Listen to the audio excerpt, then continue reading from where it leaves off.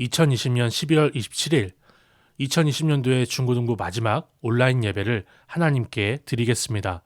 성삼위일체 하나님을 사도들의 가르침을 따라서 함께 고백하며 나아가겠습니다. 전능하사 천지를 만드신 하나님 아버지를 내가 믿사오며 그 외아들 우리 주 예수 그리스도를 믿사오니 이는 성령으로 잉태하사 동정녀 마리아에게 나시고 본디오 빌라도에게 고난을 받으사 십자가에 못 박혀 죽으시고 장사한 지 사흘 만에 죽은 자 가운데서 다시 살아나시며 하늘에 오르사 전능하신 하나님 우편에 앉아 계시다가 저리로서 산자와 죽은 자를 심판하러 오시리라. 성령을 믿사오며 거룩한 공회와 성도가 서로 교통하는 것과 죄를 사하여 주시는 것과 몸이 다시 사는 것과 영원히 사는 것을 믿사옵나이다. 아멘. 하나님 아버지 감사합니다. 2020년도를 주의 은혜 가운데 보냈습니다. 우리가 비록 온라인으로 예배할 수밖에 없고 코로나 사태로 인해서 우리가 모일 수는 없지만 우리 주님께서 이 상황을 허락하시고 우리에게 온라인을 통해서 예배하게 하시는 큰 뜻을 우리가 믿고 주님 앞에 나아옵니다. 주님, 우리를 훈련하셔서 언제 어느 곳에 있든지 간에 주님의 이름을 부르게 하시고 주님의 이름을 부르는 자녀답게 살게 하옵소서. 코로나 시대에도 여전히 주님께서 주님이시며 상천하지의 주님과 같은 분이 없으시다는 것을 분명히 고백하며 온 세상을 창조하신 하나님 앞에 주님의 뜻을 구하며 나아갈 수 있는 우리 2020년도가 되게 하시며 새롭게 시작하는 2021년도 주님 앞에 성숙하며 한 걸음 더 나아갈 수 있는 귀한 교회가 될 수 있도록 붙잡아 주옵소서. 그런 우리가 되게 하옵소서. 주님 앞에 나아갑니다. 주의 말씀을 들을 때 찔림이 있게 하시고 주의 말씀을 대할 때 회개가 있게 하시고 주님 앞에 감사하며 찬양하는 우리 모두가 되게 하옵소서. 온라인으로 스마트폰과 TV와 컴퓨터로 예배를 드리지만 우리 마음 온전히 주님께 드릴 수 있는 귀한 시간 되게 하옵소서. 예수님의 이름으로 기도드립니다. 아멘. 오늘 본문의 말씀은 시편 40편 1절에서 17절의 말씀인데요. 제가 설교하면서 읽도록 하겠습니다. 본문의 말씀을 가지고 지독한 현실 속에서도 주를 의지하는 복을 누리십시오 라는 말씀을 증거하도록 하겠습니다. 이번 주 월요일부터 토요일까지 큐티 본문은 베드로 후서였습니다. 저는 큐티를 하면서 베드로 후서의 내용을 한마디로 요약할 수가 있었는데요. 베드로 후서는 다시 오실 주님을 깨어 기다리라는 이 한 문장으로 제가 요약을 해볼 수 있었습니다. 생각해 보세요. 사도 베드로는 예수님이 다시 오신다는 말씀을 예수님께 직접 들었던 사람입니다. 예수님이 다시 오신다는 말씀을 한문으로 정리한 것이 다시 제자에 이말 임자를 사용해서 재림이라고 하는데요. 사도 베드로는 예수께서 재림하실 때 어떠한 영광으로 오실지를 변화산에서 직접 미리 목격하기까지 했다고 베드로 후서에 기록하고 있습니다. 이렇게 사도 베드로는 예수님의 죽으심과 부활 그리고 승천뿐만 아니라 예수님이 재림하실 것을 증언하는 증인이었습니다. 그러나 사도 베드로가 늙어서 죽을 날이 가까워졌다는 것을 모든 사람이 알 수 있을 정도로 오랜 시간이 지나도요. 예수님이 속히 오신다고 하셨던 예수님이 재림하시지를 않았어요. 이런 상황에서 초대 교회에는 예수님이 재림하시지 않을 거라는 그런 가르침을 가르치는 거짓 교사들이 등장을 했습니다. 여전히 재림하실 주님을 기다리는 현대에도 이런 사람들이 있습니다. 예수님의 재림이나 마지막 날에 심판이 없을 거라고 가르치는 신학자들이 실제로 있으니까요. 유명한 신학자들입니다. 결코 모르는 사람들이 아니라 너무나 유명해서 우리가 그런 사람, 이 사람 이렇게 하면 알 수도 있는 그런 신학자들인데 예수님의 재림을 부인하거나 예수님의 심판을 부인하기도 합니다. 또 사이비도 예수님의 재림을 가지고 장난질을 합니다. 대표적으로 신천지의 이만희 씨는요. 자기에게 재림한 예수님의 영혼이 들어왔다고 가르쳐요. 어느 시대를 막론하고 이런 거짓 교사들이 있었고 주님이 재림하시기까지 앞으로도 계속하여 있을 것 같습니다. 이러한 배경에서 사도 베드로는 속히 오신다, 빨리 오신다고 약속하신 주님이 반드시 오실 것을 분명히 선포하기 위해서 성령 하나님의 감동하심으로 이 베드로 후서를 기록한 것입니다. 우리는 흔히 복음을 예수님의 탄생과 죽음 그리고 부활로 설명을 해요. 거기까지만 설명을 합니다. 그러나 복음은 예수님의 하늘로 올라간 승천과 다시 오시는 재림까지도 포함합니다. 그래서 우리는 사도들의 가르침을 따라서 예수님에 대해서 이렇게 고백을 하는 거예요. 저리로서 산자와 죽은 자를 심판하러 오시리라. 따라서 재림에 대한 올바른 고백 없이는 예수님을 바르게 믿는다고 할 수가 없습니다. 그러니까 사도 베드로는 성도들이 다시 오실 주님을 바르게 믿고 깨어 기다리도록 성령의 감동하심을 받아 베드로후서를 기록하고 있는 것이지요. 우리는 한 해 동안 전염병의 시대를 겪었습니다. 저 개인적으로는 너무나 마음이 슬프기까지 합니다. 그러나 이런 때에도 여전히 우리는 다시 오실 주님을 깨어 기다리며 정신을 차려야 할 줄 믿습니다. 왜냐하면 주님이 그가 정하신 정확한 때에 반드시 오실 것이기 때문입니다. 주께서 오시면 그가 이 땅을 공의로 심판하시며 망가진 피조 세계를 회복하실 것입니다. 이것이 우리가 굳게 믿고 간절히 기다려야 할 소망이죠. 이러한 소망으로 굳게 서서 다시 오실 주님을 기다리는 우리 모두가 되기를 소망합니다. 이제 오늘부터 올해 마지막까지 시편을 묵상하며 한 해를 마무리를 하는데요. 특별히 오늘 본문은 주님의 도우심을 기다리는 노래라고 할 수 있습니다.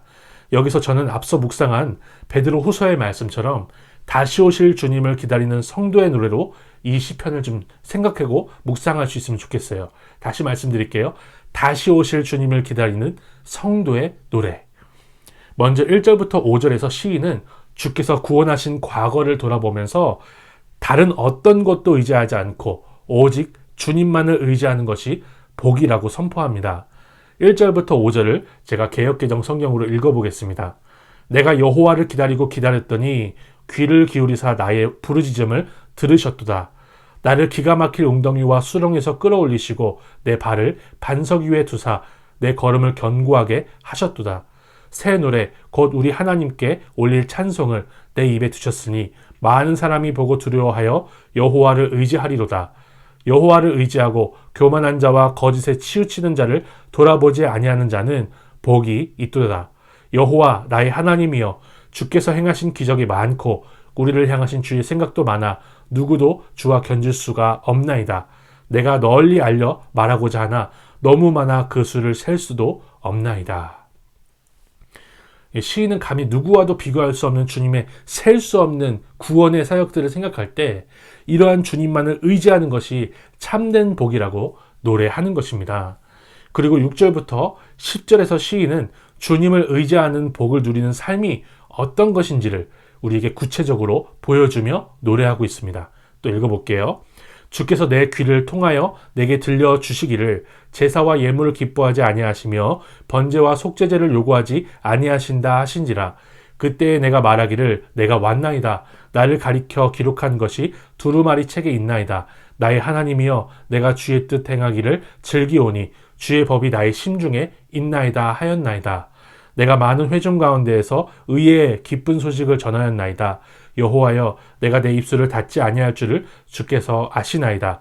내가 주의 공의를 내 심중에 숨기지 아니하고 주의 성실과 구원을 선포하였으며 내가 주의 인자와 진리를 많은 회중 가운데에서 감추지 아니하였나이다. 이 시인이 말하는 하나님을 의지하는 복된 삶은요, 하나님의 말씀을 의지하는 삶입니다. 그리고 그 말씀을 선포하며 전하는 삶입니다. 하나님의 말씀대로 살면서 하나님의 의를 전도하며 사는 것이 복된 삶이다. 그것이 복이다. 라고 우리에게 가르쳐주면서 노래를 부르고 있는 거예요. 11절부터 15절에서 시인은 이러한 복을 누리는 사람이 마주하는 지독한 현실을 노래하기 시작합니다. 시인은 지독한 이 악한 사람들이 가득한 현실 가운데에서 주님이 지키셔야 그렇게 살 수 있다는 아주 실제적인 고백을 드리고 있는 것입니다. 또 읽어볼게요. 여호와여 주의 긍휼을 내게서 거두지 마시고 주의 인자와 진리로 나를 항상 보호하소서. 수많은 재앙이 나를 둘러싸고 나의 죄악이 나를 덮침으로 우러러 볼 수도 없으며 죄가 나의 머리털보다 많음으로 내가 낙심하였음이니이다. 여호와여 은총을 베푸사 나를 구원하소서. 여호와여 속히 나를 도우소서. 내 생명을 찾아 멸하려 하는 자는 다 수치와 낭패를 당하게 하시며 나의 해를 기뻐하는 자는 다 물러가 욕을 당하게 하소서. 나를 향하여 하하하하 하며 조소하는 자들이 자기 수치로 말미암아 놀라게 하소서. 시인은 하나님을 의지하며 하나님의 말씀대로 살고자 하는 자신에게 자신의 머리털보다 더 많은 죄를 발견했다고 노래하면서 낙담했다라고 그렇게 고백하기까지 합니다. 사실 말씀대로 살지 않으면 자기 죄도 보이지 않아요. 말씀대로 살려고 하고 주님을 의지하려 하기 때문에 머리털보다 더 많은 죄가 보이는 것이죠. 그래서 날마다 말씀을 묵상하는 삶은 날마다 회개하는 삶이 될 수밖에 없습니다. 시인은 현실에서 이렇게 회개하는 삶이, 하나님 앞에 자신의 죄를 토해내는 삶이 오히려 복이라는 것을 실제적으로 보여주고 있는 것이죠. 또한 시인은 말씀을 묵상하고 하나님 앞에 자기 죄를 보고 회개하는 삶이 결코 순탄하거나 순항을 하는 그런 배가 아니다, 아주 폭풍 가운데 있는 것이다 라고 말을 해줘요. 왜냐하면 이렇게 주님을 의지하는 시인을 재앙이 둘러싸고 있다라고 고백하고 있기 때문이죠. 현실에서는 시인의 생명을 찾아 멸하려는 사람들, 쉽게 말해서 죽이려는 사람들, 시인이 해를 받을 때, 상처를 받고 고난을 당할 때 기뻐하며 하하하하 조소하는 자들이 더 많이 있기 때문에 그렇습니다. 우리도 말씀을 묵상하며 살고자 하고 주님을 의지하며 올바른 신앙인으로 살고자 노력할 때 세상에서 우러러보며 인정해 주는 게 아니에요. 오히려 죽이려고 하고 우리가 힘들어하고 모욕을 당하는 것을 즐기는 것이 이 세상이라고 할 수가 있습니다. 사실 우리는 전염병 시대를 겪으면서 얼마나 세상이 교회에 대해서 그러했는지를 경험할 수 있지 않았습니까? 적어도 저는 목사로서 많은 관심을 가지고 인터넷을 보게 되고 또 언론을 보고 세상이 돌아가는 것을 보다 보니까 그렇다는 것을 발견할 수가 있었어요. 몇몇 교회의 부주의한 행동을 가지고 전국에 있는 모든 교회들을 전염병의 온상으로 홍보를 하고 있었습니다. 물론 전염병을 퍼뜨린 그런 교회도 있었지만 몇천 명이 모여서 예배를 드렸는데 마스크를 잘 써서 그 확진자가 한 명도 전파하지 않은 그런 사례도 오히려 덜어 있었어요. 그런데도 불구하고 교회를 전염병의 온상으로 그렇게 만든 것을 우리가 볼 수 있었죠. 그러다가 이제 JTBC에서는 아예 비정상적인 목회자들을 매일매일 시리즈로 보도하면서 하하하하 조소하는 모습을 우리가 보고 있습니다. 저는 보고 있습니다. 그런 연말을 보내고 있는 거예요. 제가 예상하기로는 틀렸으면 좋겠습니다. 그리고 틀리기를 바라고 있습니다.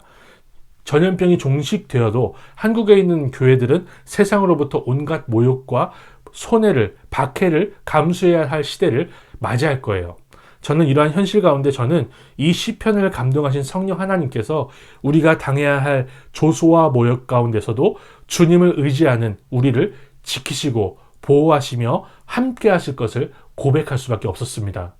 이렇게 지독한 현실이지만 그래도 주님을 의지하고 말씀을 묵상하며 회개의 삶을 살아가는 것이 복이라는 것을 함께 노래할 수 있으면 좋겠어요. 16절부터 17절은 이 노래의 결론이라고 할 수 있습니다. 시는 여기서 주님을 찾고 주의 구원을 사랑하는 자가 진정으로 복이 있다는 것을 다시 한번 선포해요. 그리고 그런 사람을 주께서 지체하지 않으시고 구원해 주시기를 간절히 구하며 이 노래가 끝을 맺습니다. 제가 읽어볼게요. 주를 찾는 자는 다 주 안에서 즐거워하고 기뻐하게 하시며 주의 구원을 사랑하는 자는 항상 말하기를 여호와는 위대하시다 하게 하소서. 나는 가난하고 궁핍하오나 주께서는 나를 생각하시오니 주는 나의 도움이시요 나를 건지시는 이시라. 나의 하나님이여 지체하지 마소서. 사랑하는 성도 여러분, 주님께서 주를 찾는 우리 모두를 다 주 안에서 즐거워하고 기뻐하게 하실 줄을 믿습니다. 우리의 도움이시며 우리를 건지시는 하나님이 지체하지 않으실 것입니다. 우리 예수께서 속히 오신다, 빨리 오시겠다 약속하셨으니 끝까지 깨어 기다립시다. 아무리 지독한 현실이 우리 눈앞에 펼쳐지더라도 주님께서 건져주실 것을 믿고 믿음으로 살아갈 수 있으면 좋겠어요. 그러한 연말을 보낼 수 있으면 좋겠습니다. 이러한 복을 날마다 누리며 주님이 오셨을 때 잘했다 칭찬을 받을 수 있는 우리 모두가 되기를 소망합니다. 주님께서 가르치신 기도를 따라 함께 기도하며 예배를 마치겠습니다. 그러므로 너희는 이렇게 기도하라. 하늘에 계신 우리 아버지여, 이름이 거룩히 여김을 받으시오며 나라가 임하시오며 뜻이 하늘에서 이루어진 것 같이 땅에서도 이루어지이다. 오늘 우리에게 일용할 양식을 주시옵고 우리가 우리에게 죄 지은 자를 사하여 준 것 같이 우리 죄를 사하여 주시옵고 우리를 시험에 들게 하지 마시옵고 다만 악에서 구하시옵소서. 나라와 권세와 영광이 아버지께 영원히 있사옵나이다. 아멘. 알리는 말씀을 드리겠습니다. 다음 주일은 2021년도 첫 주일입니다. 고3은 청년부로, 초등학교 6학년 학생들은 중등부로 진학을 합니다. 감사하고 또 감사하면서 졸업하시고 또 올라오는 친구들을 우리 동생들을 환영할 수 있는 우리 중고등부가 될 수 있으면 좋겠습니다. 12월 31일 11시에 저녁 11시에 유튜브 실시간으로 송우영신 예배가 있습니다. 들어오셔서 한 해를 마무리하며 감사할 수 있고 또 한 해를 시작하면서 예배로 하나님께 영광을 돌리며 시작할 수 있는 우리 중고등부 모두가 될 수 있으면 좋겠습니다. 고3 이제 언니 오빠들이 떠나는데 너무나 축하하고 또 사회에서 어느 곳에 어느 모습으로 있든지 간에 주님 보시기에 아름답게 사용될 수 있는 주님의 사역자들이 되시기를 축복합니다. 정말 고생했고 또 앞으로 더 멋있는 모습으로 볼 수 있으면 좋겠습니다. 축복합니다.